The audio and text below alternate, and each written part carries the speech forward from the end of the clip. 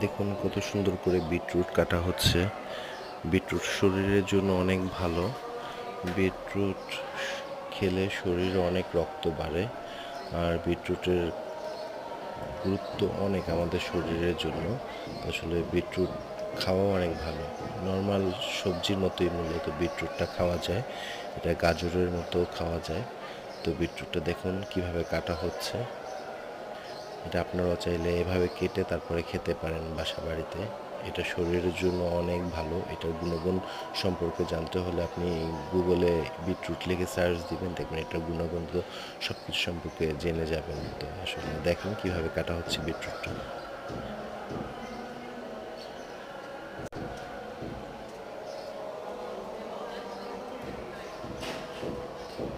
সবাই আমার চ্যানেলটা সাবস্ক্রাইব করে পাশেই থাকবেন নতুন নতুন ভিডিওর জন্য।